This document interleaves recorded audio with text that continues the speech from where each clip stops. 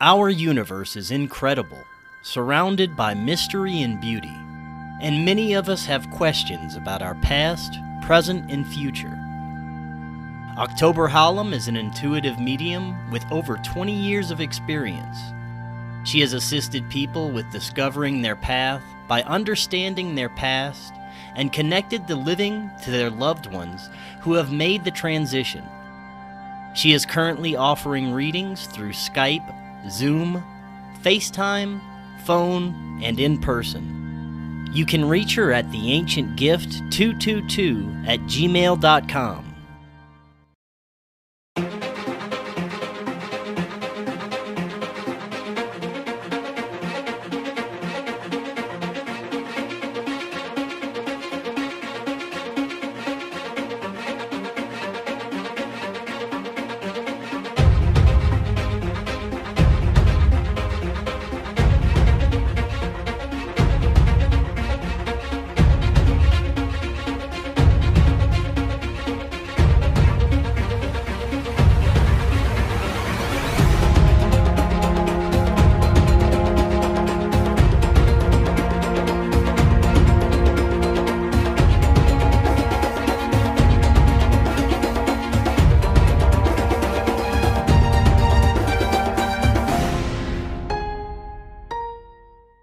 Welcome back to Forbidden Knowledge News. I'm your host, Chris Matthew. Today my guest is John Russell. Before I bring him on, a couple of announcements. Starting this Friday, Saturday, and Sunday, we've got Forbidden Knowledge News Con. We're going to have 9 amazing presenters. The conference is online with a Rokfin premium membership. You can get a little bit more information about all the presenters and their presentations at our website, forbiddenknowledge.news, or click the link in the description. Like I said, the conference is only $10. You're going to get access to that, all our premium content, all the content from all the creators on Rokfin, and all episodes there first. Our new free episodes are always available on Rokfin, Odysee, and all podcast platforms. Our website, forbiddenknowledge.news, is the home of the Forbidden Knowledge Network. We feature amazing podcasts there. And be sure to follow us on Facebook, Instagram, and Twitter. All those links are right in the description. Today I want to welcome back to the show John Russell. He has been an internationally known professional psychic for almost half a century, working with clients around the world. He also has been a featured guest on many popular radio shows and recently filmed a TV pilot for the History Channel in which he psychically explored the assassination of President Abraham Lincoln. He's also been an avid motorcyclist for over 50 years. John, welcome back. How you doing? Chris, it's a pleasure to be here. It's always a joy to be with you. I've been pretty good. I had a few health issues, but the other side's been good to me, and spirits healed me up, and I'm still here and alive and kicking, so can't complain. Oh, well, that's great, and I'm glad you kicked back from that, and it is amazing to have you back. Last time was an excellent discussion. We delved into many areas of high strangeness. Today we're going to continue into the world of paranormal, psychic abilities, spirits and entities, maybe a little UFOs if we have time. But the first thing I want to get into is something that I find really interesting, and it's in the talking points that I got for you. It's the process of cloud busting, and this is where I want to start today. Now, for those that may not be familiar, could you tell us a little bit about what this is? Sure. Chris, cloud busting is an old technique that goes back a long ways, and you don't hear much about it anymore these days. It's kind of weird. It seemed to have kind of disappeared from out of the mainstream view, but it was really popular when I was like in my teenage years. And what cloud busting is if you'll go outside on a partly cloudy day, but you want good weather and not a lot of wind. You want the clouds just barely moving or just barely drifting by, and not too many of them in the sky. And you pick out a small cloud, not a great big huge cloud, but you pick out a small cloud. And from your third eye here in your forehead, you visualize in your mind's eye a ray, like a laser beam shooting out from your third eye, going up to that cloud and connecting with the cloud. And when that beam connects with the cloud, you visualize it merging with the cloud, going all through the cloud and beginning to break the cloud up. And you keep holding that image, you keep holding that vision, and you mentally send to that cloud, thank you for accepting this energy. Thank you for evaporating. Thank you for disintegrating. Thank you for breaking up. Accept this energy and break up. And you keep doing that, and the cloud will dissolve, will break up and dissolve. Now, this is something that's real. You absolutely can do it. Some people kind of cotton on to it or do it a little quicker than others. Others have to practice a little bit longer. But I haven't met anyone yet that hadn't been successful doing it. Everybody can do this technique. And it is as simple as that. It's also as hard as that because you have to practice, focus, work on it till you get it. And you have to really do it. You can't just go out there and stare at the cloud and go, well, I looked at it and nothing happened. You have to literally visualize this beam of light coming from your third eye to the cloud and disintegrating that cloud, breaking up that cloud. And you speak to the cloud and you say, thank you for accepting this energy. Thank you for disintegrating. Thank you for breaking up. And if you will practice that regularly, you'll be able to do that. I once did that here not too long ago. I was in one of the state parks here. I was sitting out on a bench by the river, and I thought I hadn't done this in a long time. So I sent the energy up to this cloud. It evaporated. Boom.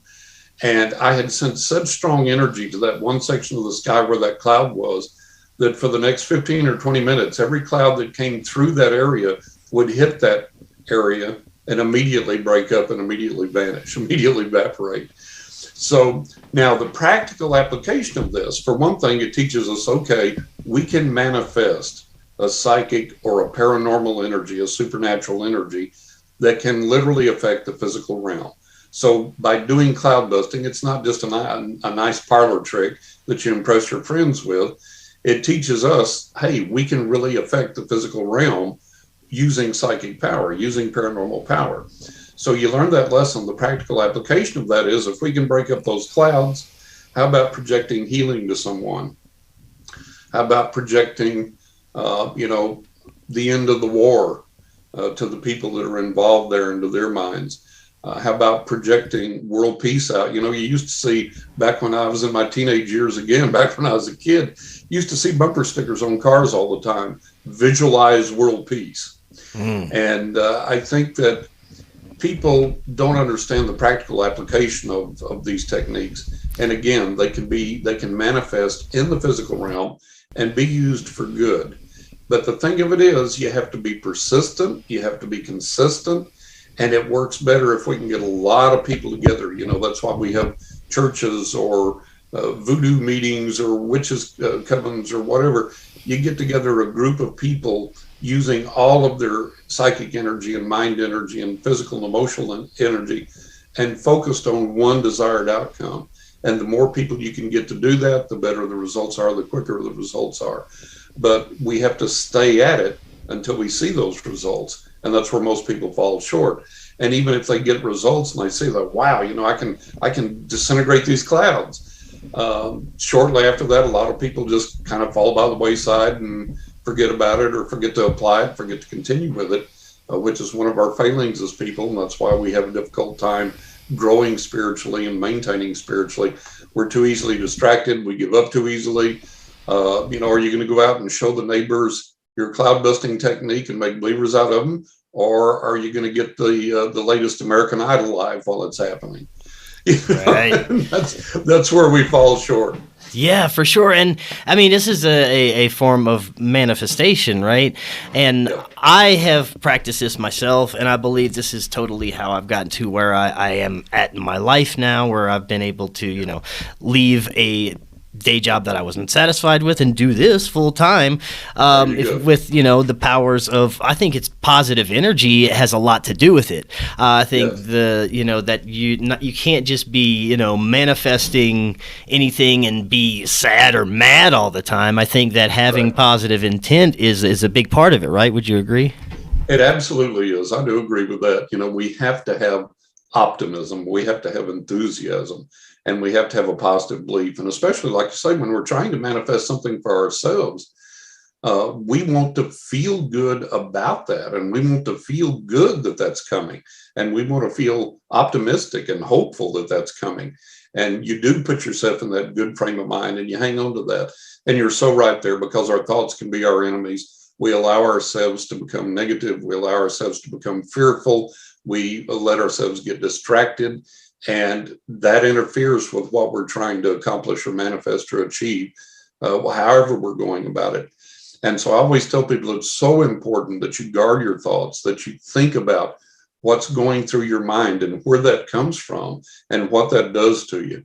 Because it's, even if the negative thoughts or the negative emotions aren't actually physically manifesting anything, at the very least, they're dragging you down. They're making you feel sad, and they're robbing you of motivation, and they rob you of the ability to think, hey, what if? I tell all my clients, I said, look, everything begins in the mind with the thought of what if? What if I could? What if this were possible? What if I tried this and it worked? So we do have to have that positivity, and we do have to have that ability to look at things and just go, what if?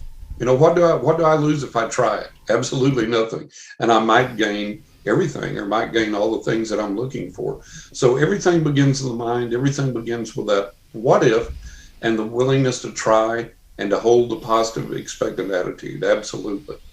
And you kind of alluded to breaking that mind-body barrier and the powers of healing with this manifestation, how you can actually, it's possible to heal others using some of these techniques, right? It absolutely is. We used to have when I was growing up, we had a healing circle in our home, and people would come. And one of the things they did was they would pick out someone that most everybody knew that had a serious illness. And without telling that person, they would all begin to work on them at a distance using these techniques, and visualize this healing, and visualize whatever sickness was in their body being destroyed, breaking up, and releasing its hold on the body. And in its place, that healing coming into the body, and that restoration coming into the body. And they would do that for a period of a couple of weeks, and then they would call the person and say, hey, how are you feeling? The person would go, most of the time, they would either be healed or they would be vastly improved. They'd say, wow, I'm really feeling a lot better than I have in a long time. And then they would tell them, well, we've been working on you. We've been sending you this healing energy. So absolutely, that works at a distance and work clear around the world. Again, you have to be persistent in it. You have to be consistent. You have to be positive when you're sending that energy out, and anticipate positive results. So it's a very good thing that you can apply in a lot of areas of life, not just achieving some of the things that you desire, but also helping others, reaching out to heal others, and so on and so forth. Right on. And last time we got into your profound connection with the spirit realm, and you apparently have those buggers following you around when you move, right? They never leave me, Chris. They never leave me. One of the most amazing things, when we were moving, my wife's son, who I called my son, our son, he paired up with me to help me pack up my office. And our son's fiance paired up with my wife to help her, doing other parts of the house. And there were things in my office that I needed in my new office. So those had to be packed in a box and labeled John's office, take now. And they had to go in the car right then. So we were packing up things in the office, and very diligently looking at what went into what. And I knew what I had packed in what boxes and what I needed. And we took magic markers and labeled those boxes, and then we sealed them up with packing tape and put those to go. So most of the things I had found, but there were still a few things that I needed for my office. So I told the guys one day, I said, guys, I got to go out here in the garage, look through these boxes. These certain items I really need right now. Please guide me to them. So I started looking through the boxes, and I was led to this box that was not one that I had labeled, and was not one for my office. It was in my wife's handwriting, and it was labeled John's old shoes, and I think some kitchen items or whatever, this or the other, right? And it's still sealed. And I was like, guys, why do you lead me to this box? I don't need my old shoes. I need these items for my office. And so I was led to open the box. So I stripped the tape off the box, unseal it, look inside, and lo and behold, the items that I had packed with my son in a completely different box and labeled it and sealed it were now in this sealed box that I had just unsealed. And there were those items in there that I did not pack in that box. My wife did not pack in that box. She packed that box, but she didn't pack those items because I packed them in a different box with my son. And all those boxes remained sealed, heavily sealed, until we got them in the garage and began to go through them. So the other side had literally teleported those items from out of the box I'd packed them in and made them appear in this other box that was John's shoes and whatever, and this and the other, and made them appear in that box and then led me to that box. And it was just kind of a way of saying, hey, we're here. We followed you. We got you covered. We're still with you. We got your back. And it wasn't really a prank or a stunt. It was just kind of a really neat kind of thing of like, hey, look, we came with you. Want you to know we're here, and so on and so forth. And then a corollary to that is, if these forces can literally teleport physical objects from one seal box to another, then we have to understand that we can entreat these forces. We can work with these forces to help us here on this planet to achieve some of the things that we need. Now, they're not sitting out there like a little puppy dog wagging its tail going, what do you want? What do you want? It'd be nice if it worked that way, but it doesn't. And we're not going to get everything we ask for when we ask for it. But if we will go to the other side with that recognition, with that respect, we'll find out that they'll help us achieve a lot of things that we're incapable of achieving entirely on our own. And there's some pretty dramatic manifestations that occur as a result of that interaction and asking for that. That's interesting. I'm fascinated with the ability for these spirits to interact physically. My girlfriend and I recently moved into a house that was built in, I think, 1893. And there's definitely some energy here. When we first moved in, there was a lot more. We heard footsteps in our upstairs. No one's up there. And one of the biggest things was things moving around that we know we didn't put them somewhere. And there was this one day that my girlfriend had her laptop. She had it in a certain space that she always puts it, and she couldn't find it, and she's freaking out. It's nowhere. And she's looking everywhere. She's like, it should be right here. She pointed to the counter. And, after a couple of hours of just no luck, she's like, all right, if you guys are messing with me, just please put it back. That's all. And she turns around, and it's back in the place where she said it should have been the whole time. It was very, very strange, very strange. So we get every once in a while we get some stuff like that. Yeah, and I've had over 1,000 physical paranormal manifestations like that in my life, and a lot of them have been helpful. A lot of them have been life-saving. Some of them have been fairly mundane. Some of it, I think, is just some communications from the other side. I kind of liken to text messages. Like, hey, how you doing? I'm here watching over you, and just maybe wanting a little reply back to say, hey, out loud, I see what you did. I appreciate that. I'm glad you're here. Hope you're doing okay as well. Just kind of a little, ordinary communication like we have with each other here on Earth. And I think that respect goes a long way. And I think the other aspect of things like that happening is to keep us from becoming lackadaisical about things, about taking things for granted, because when you have an experience like that where a solid object disappears from the place where it was, that gets your attention. And then when you say, hey guys, can you just put it back, please? And they put it back right away in the place where it was. And that neither one of you had anything to do with it. That gets your attention, and that makes you realize, hey, I need to keep in connection. I need to keep in contact with the spiritual realm and not take it for granted, and realize that they can interact with this realm. And there's things they can do to help me, to guide me, lead me through my intuition, dreams, so on and so forth. And if I ask them and then pay attention to their guidance, they can protect me, like when I'm out on the road and so on and so forth.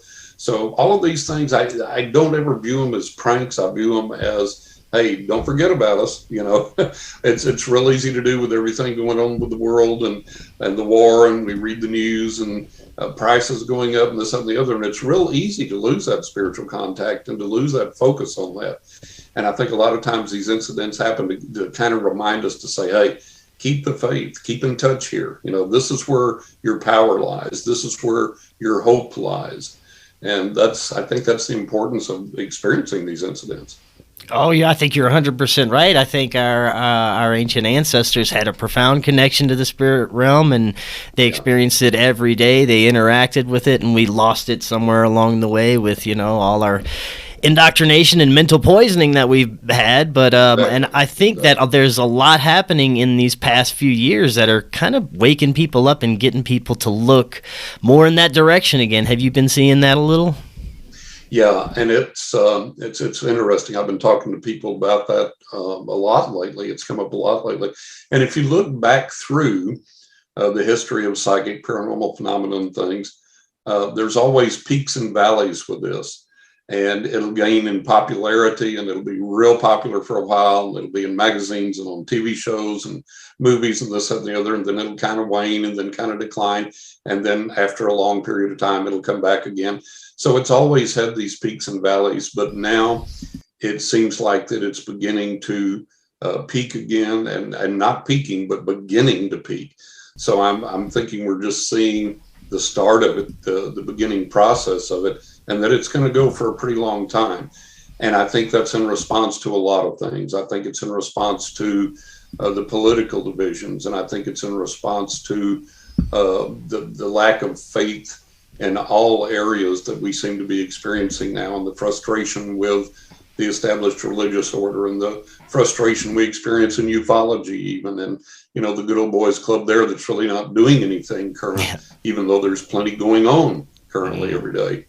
And with the psychic realm, and people kind of resting on their laurels, people looking back at old cases over and over and over again instead of doing something new and fresh. And I think this outpouring of manifestation from the other side that we're experiencing right now is kind of a wake-up call and saying, hey, this is going on right now, today, right around you. Be aware. And, again, we need to entreat and invoke that other side to help us through these eras that we're in right now. This war and everything else we're going, the political divisiveness, the loss of faith that so many seem to have experienced, that can be turned around. We can do good things with that, but we have to have that true spiritual connection and that true spiritual help to do it. And Chris, you said it so correctly. It's like we lost that. We got away from what our ancestors had. And not only do we get indoctrinated with all this ludicrous mind poison, we're so materialistic that, you can't have a conversation with somebody face to face because they won't look you in the eye, because they're looking down, scrolling through their cell phone while you're trying to talk to them. And we're just fixated on material things, and we have to have constant noise or stimulation or music or the TV or the cell phone. And now it's gotten to where it's everything. You got to have the TV on, you got to have music playing, and you got to be scrolling through the cell phone. And you go, well, I don't ever hear from spirit. I don't ever have any experiences. Well, there you go. Shut everything off, get quiet, ask, listen, observe, and you'll begin to get that. And that's that connection that we all need. Right on. Yes, that's very well said. And one of those connections that I find fascinating that you've experienced is something that has to do with the wildlife that is surrounding your home that has actually followed you along with nature spirits. Do I have that right? Yeah. It was really astonishing during the move because I've always been deeply, deeply involved in nature. I've been an outdoorsman since I was a kid, and hunted and fished and camped and hiked and just explored and just enjoyed being out in nature. And I've been that way my entire life. And I always enjoyed doing yard work and gardening. I have the proverbial green thumb. I can get a stick to grow in nearly any place. And so I've always enjoyed the outdoors, and I've always fed the wildlife, and I feed the birds and the squirrels and everything and whoever else shows up. And in our home, right before we moved, we had a very active crow family that I had interacted with over the years, and a lot of other birds, a lot of other wildlife. And little by little, they absolutely disappeared. They absolutely vanished to the point that you didn't hear the birds sing. There was no wildlife coming in the yard. The crows went away. And I was just really, really sad. And I was like, man, what is this? And so when we made our move to the new city here, and started getting in our house, what shows up the very first thing? This huge flock of crows. And they're out there. And then after that, all the birds started coming and all the other animals and things, the squirrels started coming. And I started that reconnection with them when we got here. So, and I was a little bit sad about leaving the home that we moved from, because when we moved here, we built that home. We bought the lot, cleared it, and built that home. It was a brand new home. And it was a really beautiful home. And there was a lot of energy there and a lot of memories there. And I was pretty sad to leave that. And I think the fact that the wildlife following me and manifesting so strongly here was kind of like a homecoming, and kind of comforted me from you having to make the move and leave the house behind. And then all the nature spirits and things, of course, came with me, and some that I didn't have before. I was I just was on my 5th appearance on Coast to Coast AM with George Noory, and I laughingly say I bat the cleanup slot. It's from 3 to 5 a.m. Eastern. So I'm up real early to get prepared, and sometimes as early as 1, but always by 2 a.m., go on the air from 3 to 5 a.m. And I usually just sit in my office, and I'll either have a dim light on with the blinds pulled, or sometimes I'll light a candle, just use that, have the blinds pulled.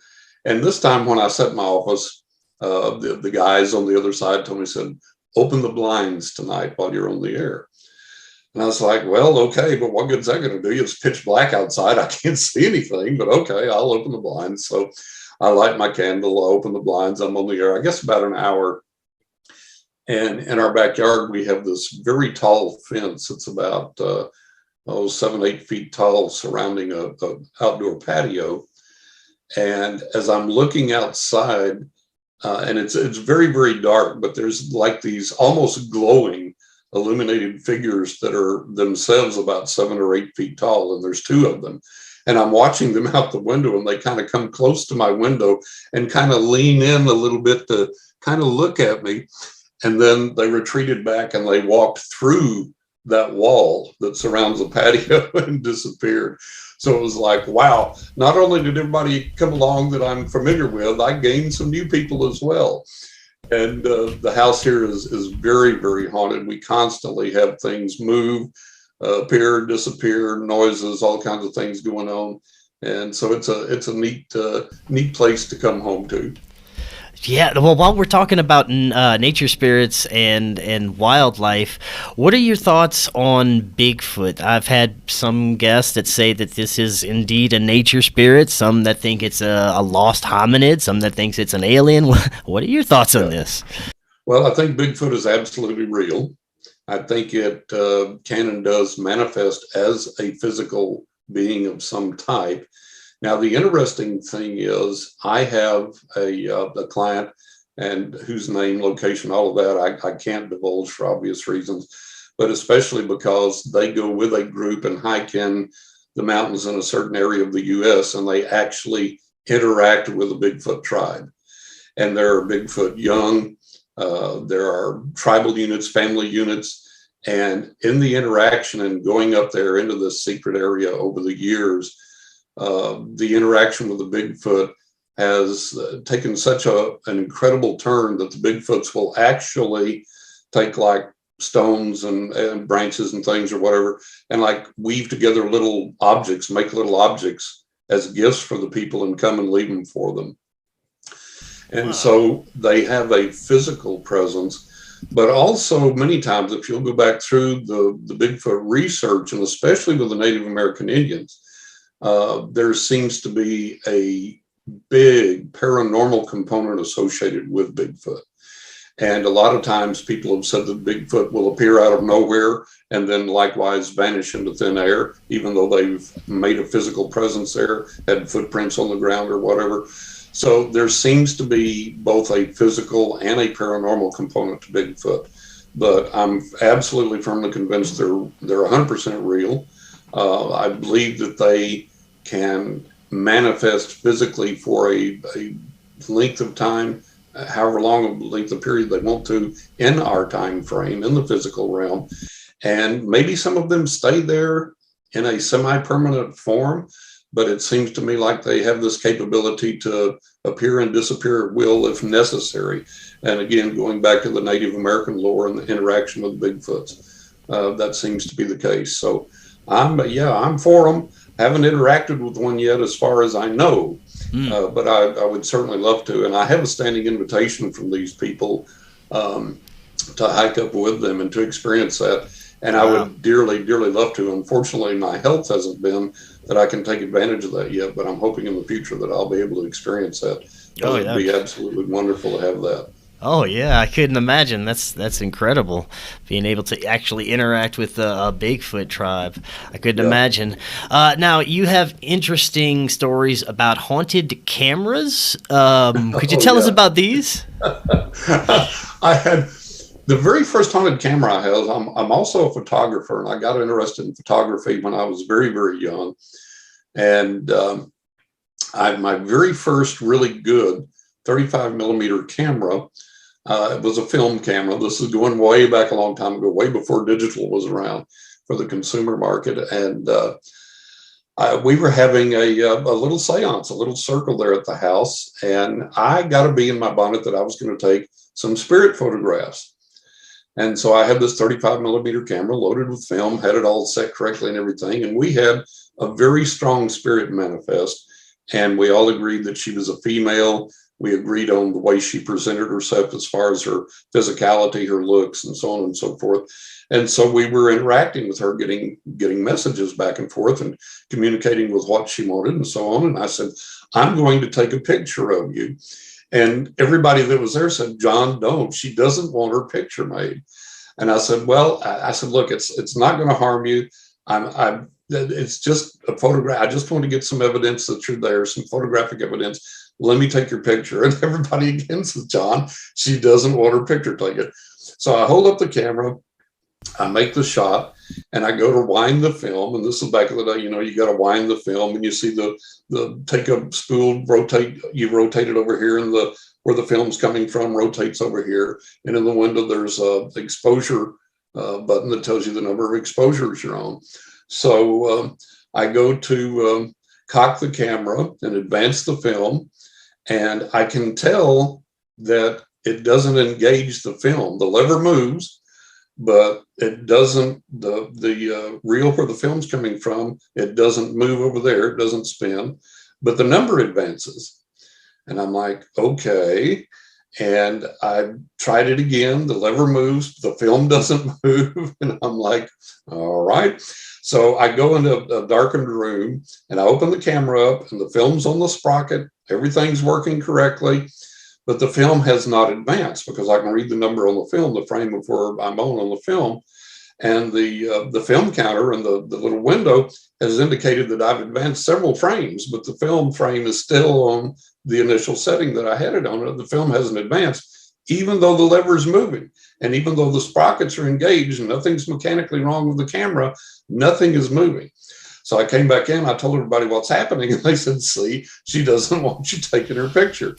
So I said, okay, I'm sorry. My mistake. I was rude. I was forward. I apologize for trying to take your picture, and I won't do it anymore. And they said, okay, now point the camera somewhere else, and I bet it works. So I did. I clicked it, hit the film advance lever. It rotated. I could tell there was friction on it. I could tell there was pull on the lever. The film was advancing.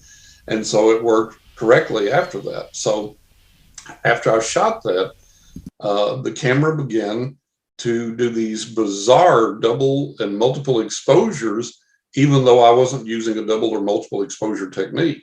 I would shoot one frame, advance it, and then when I got to that point, when I developed the film, the picture would come out with either double exposures, multiple exposures, sometimes blackened out, even though all my exposures were correct, and most of the time outside on a sunny day, sometimes whitened out, sometimes with these odd, weird streaks in them. So that began to occur roll after roll after roll of film that I took. And then it finally got to the point that when the camera was sitting around, it would begin to ooze oil. And it would begin to ooze so much oil that I couldn't use it anymore. I couldn't load film in it. I'd open it up and oil would be oozing from the inside, coming out through all the levers and the buttons and everything, the dials and everything else, coming out, oozing out to the outside of the camera. It would leave an oily mess wherever I set it. And I would wipe it out, clean it out, and dry it out. And then it would start oozing oil again.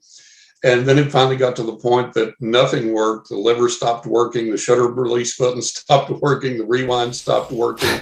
And then all of the numbers in the frame counter window, they just slid over by themselves and went out of sight till there was nothing but a blank there. Oh. And that's the state the camera's in to this day. And I have it up here on my shelf. So that's one haunted camera. Yeah. And then the other haunted camera, being a photographer, my wife and I were shopping at some retail store, some chain store like TJ Maxx or something like that. And we went by this toy display, and they had this life-size plastic toy 35 millimeter camera. And I said, I got to look at this. I looked at it, and you hit one button and it makes a shutter noise, and you hit the film rewind and it plays a song and all this kind of stuff. And it's got these little digital blinking lights, red and green, that blink on and off when you hit the shutter button. And I was like, oh my God, I'm sitting there just laughing, looking at this thing, getting the biggest kick out of it. And my wife's rolling her eyes and like, oh my God, will you come on? I said, I've got to have this. This is the greatest thing I've ever seen. Look. She says, you're a kid. And I said, yeah, but look, I'm a photographer, but look at this camera. It's so great. It's such a great toy. I've got to have this. So I buy the thing. She rolled her eyes. So I buy it and bring it home. And after I get it home, it periodically starts going off by itself. And at first, it's just like a quick, the shutter release will go off. And we're like, oh, that's cool. Well, hey, who's there? Who's communicating? And then the camera starts going off like rapid fire, like click, click, click, click, click, click, click. And then it starts playing the songs periodically, which only happens if you advance that film lever, and it'll start playing songs. So it goes off all during the day, it goes off during the night. It went off so loudly and for such a prolonged period of time once that back then I was on a lot of radio stations. And on the radio station I was on, it started going off nonstop in the background. I had it in my office there when we lived in New York. And they were like, what is that noise in the background? So I had to tell them the story of the haunted camera. And we began to observe that this little toy camera would start acting up and going off like that whenever we had some type of big change coming in our life. And we could begin to tie that to, like I was contacted, it went off like crazy for like a week. And then I was contacted to shoot the pilot, TV pilot for the History Channel. And then it would go off and we would observe some other big occurrence come in our lives. And then when we moved, it went off like crazy before we moved, things like that. So it kind of began to be a predictor of things. And we began to observe that when it was really, really active, we knew something was coming, some big change was coming. So it went on like that. And when we moved to Florida, I had it setting up on the chest of drawers in our bedroom while I was watching TV one night. And from the little area where the little red and green LEDs blink back and forth, and the flash area, it doesn't have a real flash, and they're not real bright. But from that area, as the camera went off, started making the shutter noise repeatedly, from the little flash area, this bright white light flashed and illuminated the entire bedroom. And like I said, it doesn't have a flash, but it made that flash. So that's the plastic haunted camera. It sits up there as well. But since we've come to Florida, it's kind of quieting down now. And it's like, I guess we're supposed to be and doing what we're supposed to be doing. So it hadn't had any input to give us for a while. But those are my haunted cameras. Yeah, well, while we're on haunted objects, you've also had some haunted dolls. Is that right? We had this haunted doll. My wife and I both... we became aware of the idea of haunted dolls for sale on eBay. I think through some TV program we watched or something. We said, let's get a haunted doll. We were like, yes. So we began to look on eBay till we found this one haunted doll we wanted to buy. So we bought it and got it home, and you could tell that it did have a presence.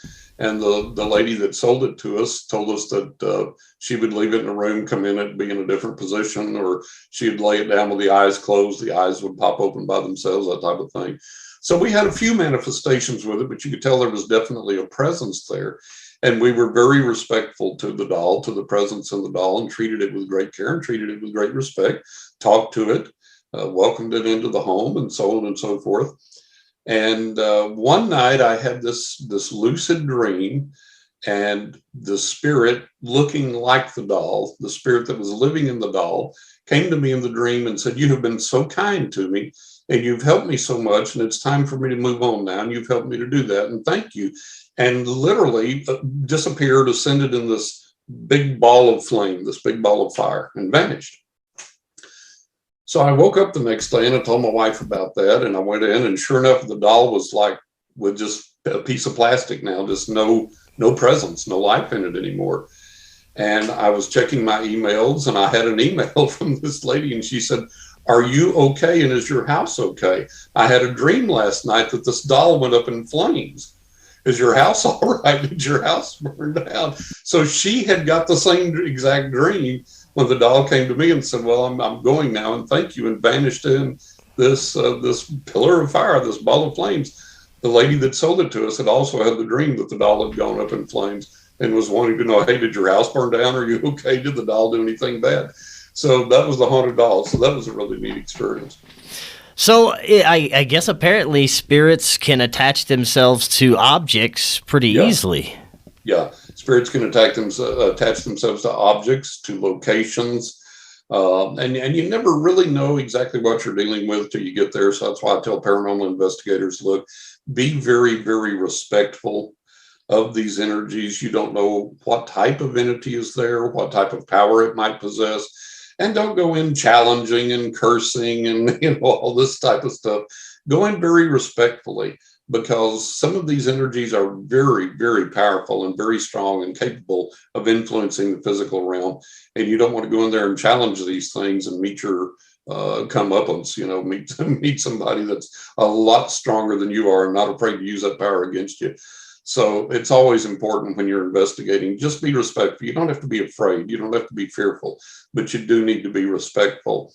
And one of the lessons that I learned to emphasize that, and I've always been very respectful with the other side, but I write about this in my first book, Riding with Ghost Angels and the Spirits of the Dead. I was riding my motorcycle. I had been out for a pleasure ride, and my pleasure rides were anywhere from 2, 3, 4, or 500 miles a day. And so I'd schedule myself a day off for my clients and everything, go out and enjoy these rides. And I have almost 114,000 miles on my latest bike alone now. So a lot of riding. And I've been a biker since I was 15. And so I was coming back on the interstate here, Interstate 95, coming home.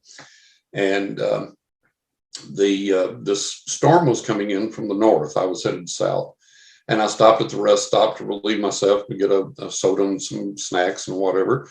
And I kept an eye on the storm, and it kind of circled around over to the northwest, but the sun was still out, still had clear skies. Everything was good. And it was moving so slowly, I knew I wouldn't have any problem making it home. So I said, okay, no big deal.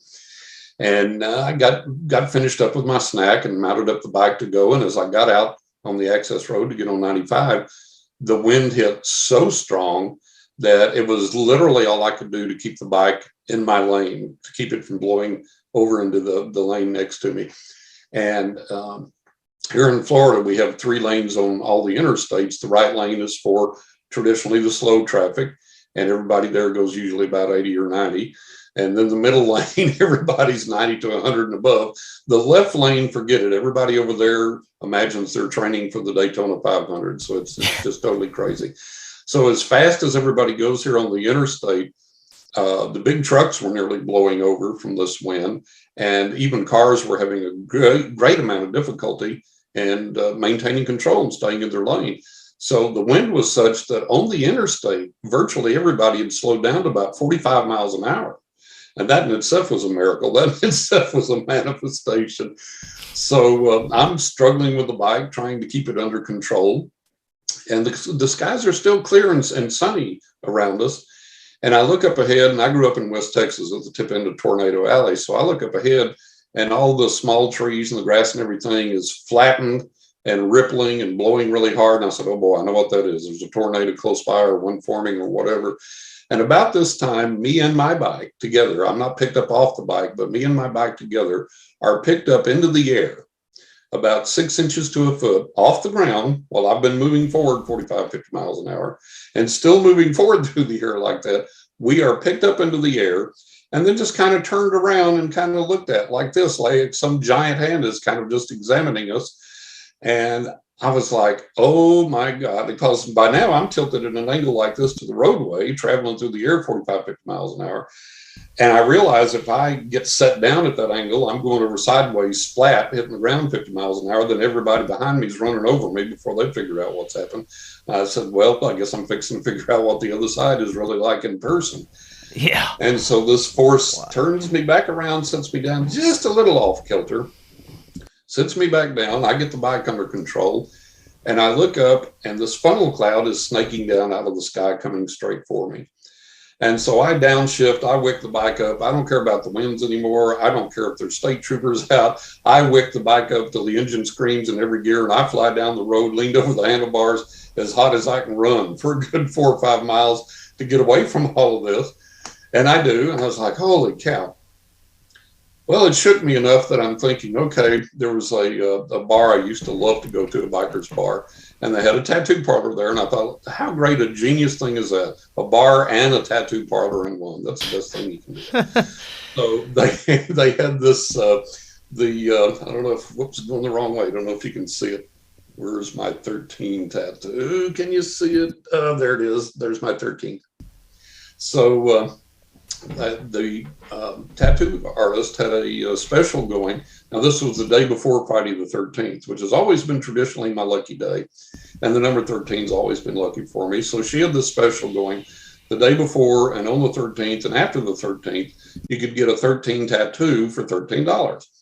So I said, well, you know what? After this, I'm going to stop. I'm going to get my tattoo, have a beer. I had a rule I didn't drink on the bike, but I said, after this experience, I'm going to have me a beer. So I get a beer, and I'm trying to tell everybody what's happened to me.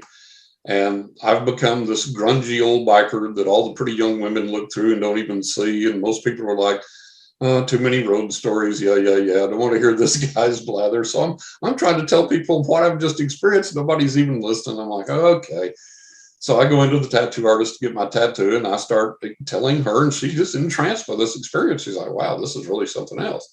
And I look up across the street, there's some clouds coming in. I look up across the street, and this exact same funnel cloud in the exact same shape comes snaking across the street towards the tattoo parlor directly at me, where I'm sitting in the chair inside, and at the exact same angle that it was coming when I was back out on the highway. And I said, oh my God, look at that. And she walked to the window and looked out and says, looks like they followed you. I said, yes, indeed.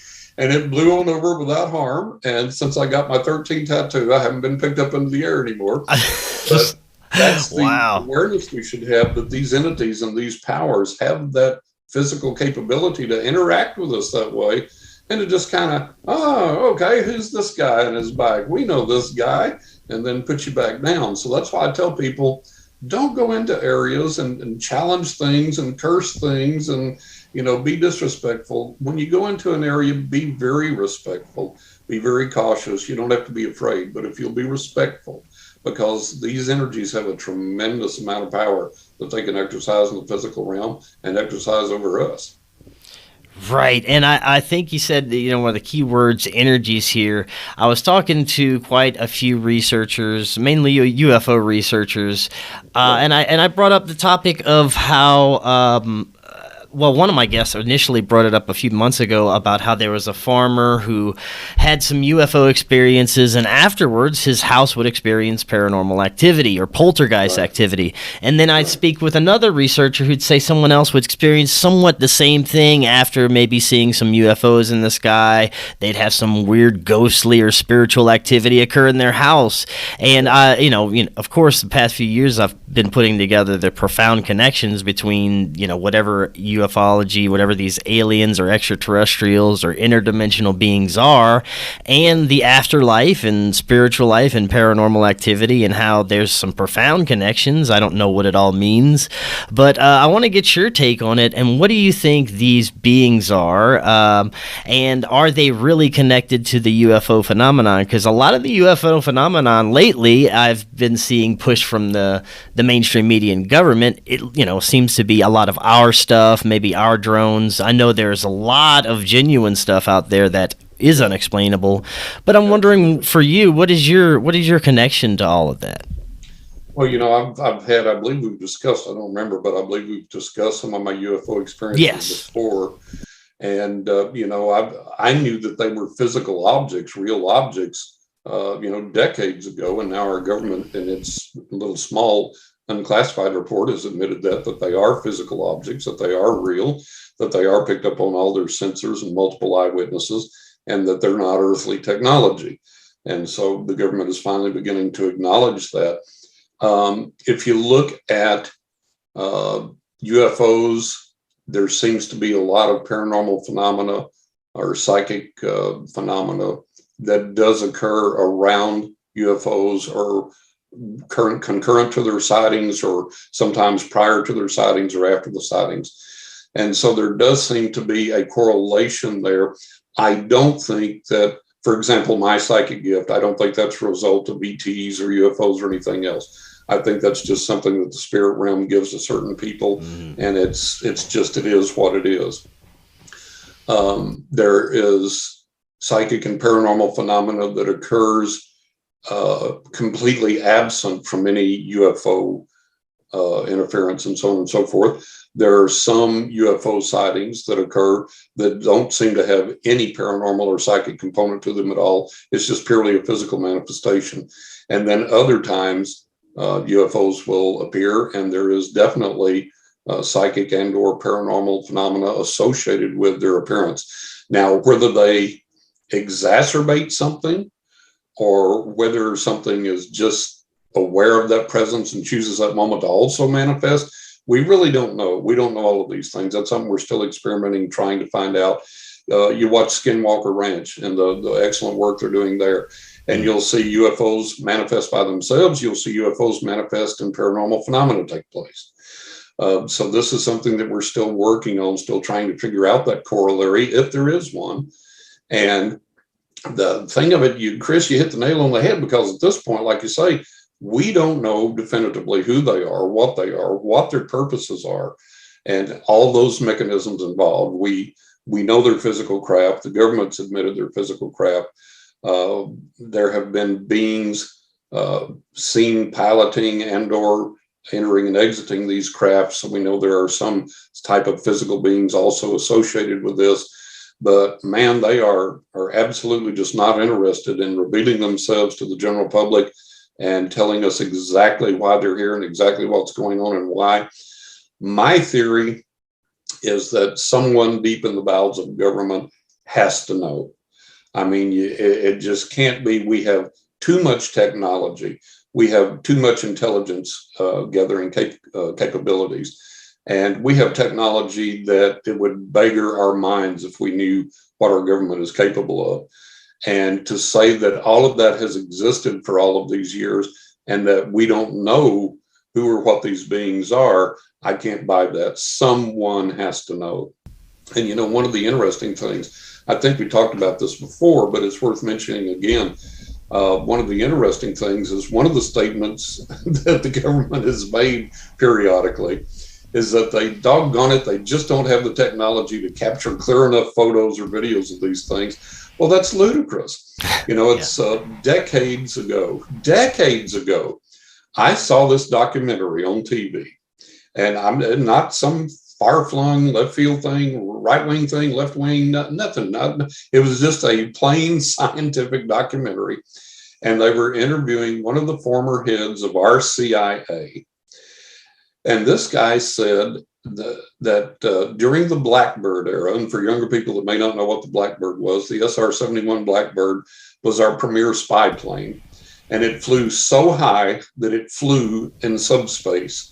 And it flew at such speeds that nothing on the planet could shoot it down. No bullet, no missile, no rocket, nothing could catch it.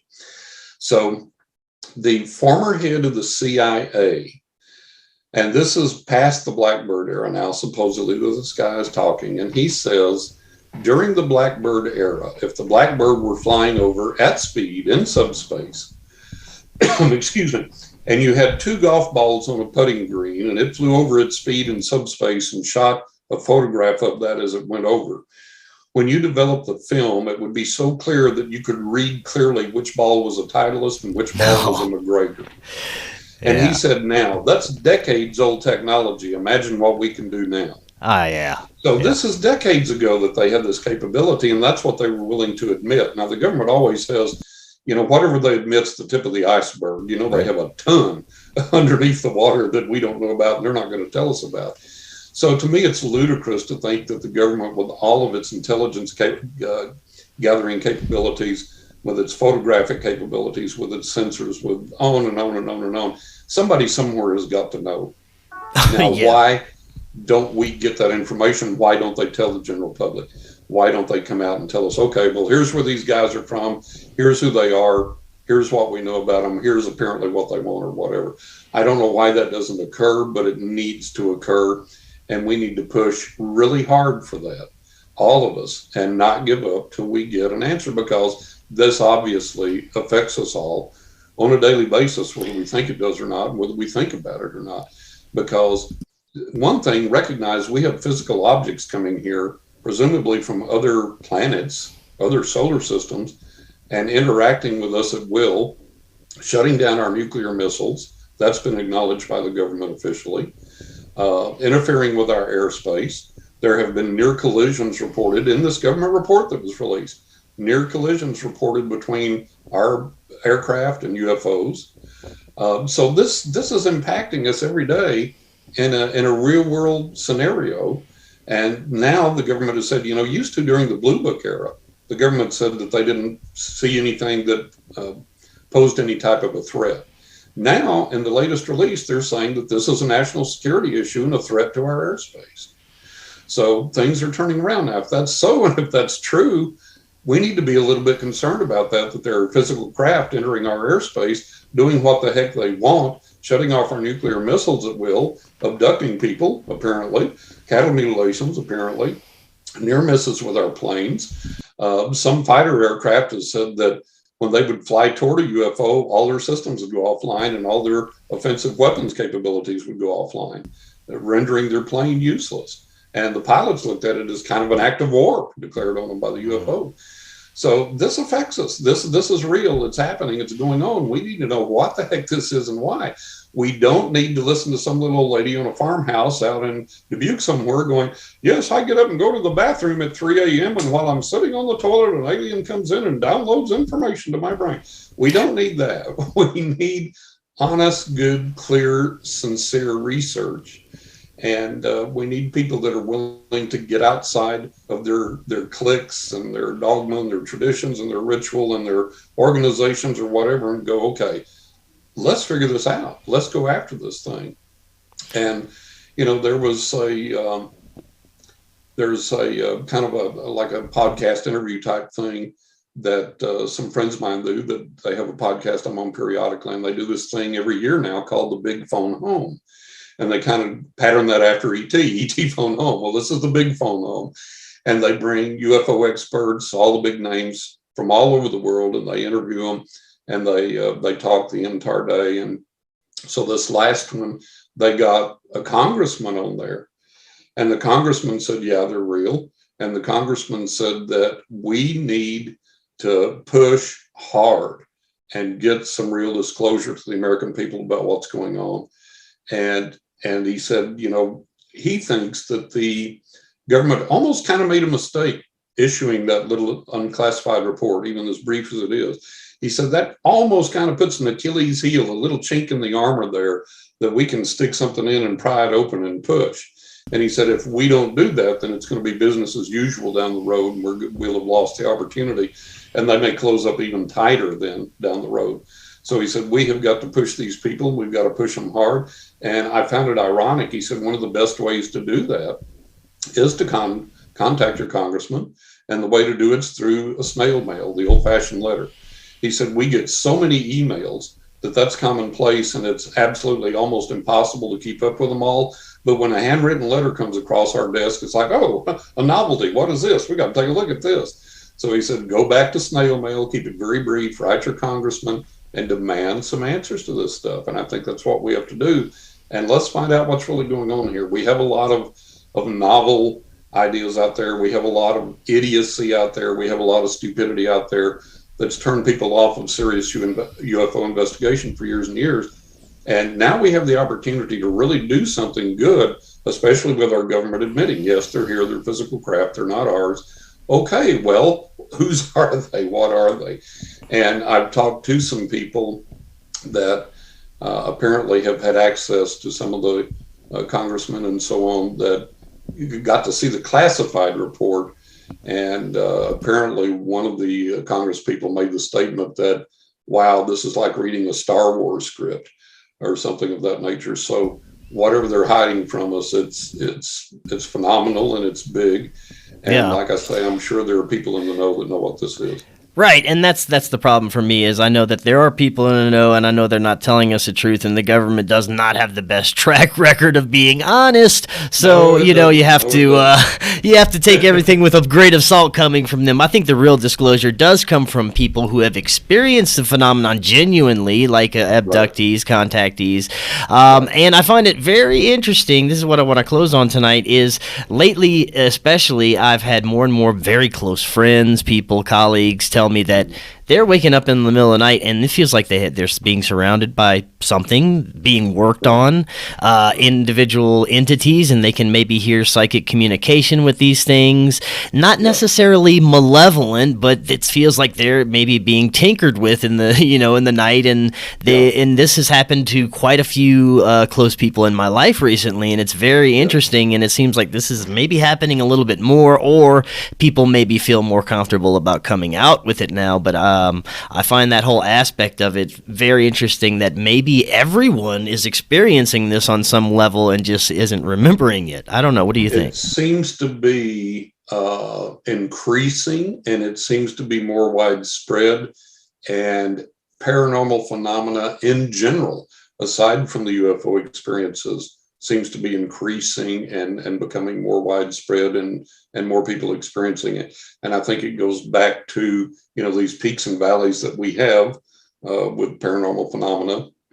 And I think, again, it goes back to the other side saying, hey, there's some power here you can connect with to either bring us through to do some good things on this earth, or help you or inspire you to do some good things on this earth. But you got to get out of your dogma, your rituals, your tradition, your political mindsets, your military mindsets, and you got to say, hey, we better do something good for ourselves here on this planet. We better enlist the aid of those that can help us to do that. We need to be respectful to each other. We need to be respectful to our environment. Just so much that we need.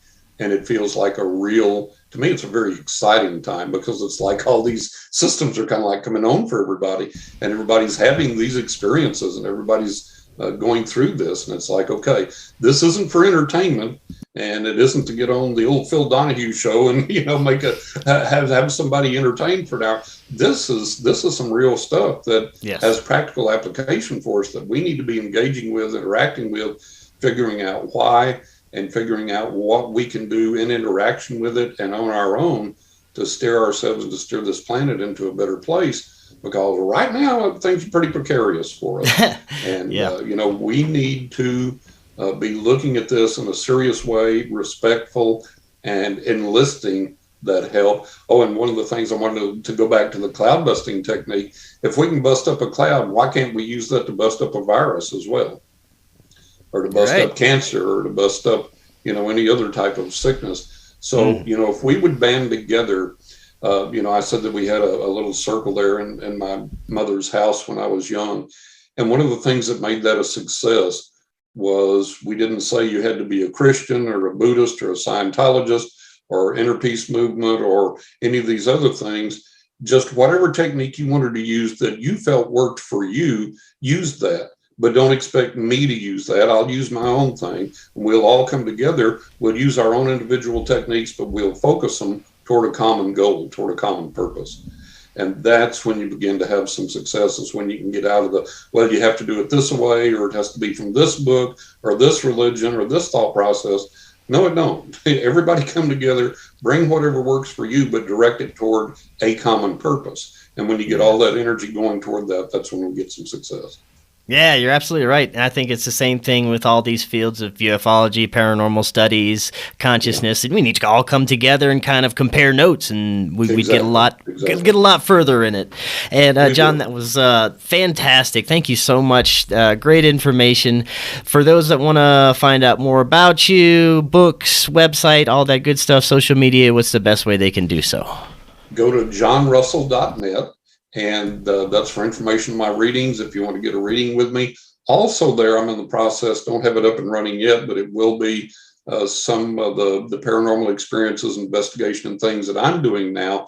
I'll have a little up-to-date thing there that people can check in on periodically. So that's coming down the road. But right now, if you want a reading, that's the place to go. Information on the books, writingwithghosts.net, knockintheattic.net. And those are available at all the major booksellers online as well. Awesome. Well, that was fantastic. And, of course, we're going to have you back on to discuss some more in the future because we barely scratched the surface again. I know, Chris. It's a wonderful time. Deep. I always enjoy our time together and talking with you. Great interview and appreciate it. Look forward to doing it again. Thanks, bud. Yes, sir. Thank you. You have an excellent evening. And until next time, everyone, you have an excellent evening as well. We'll talk to you tomorrow.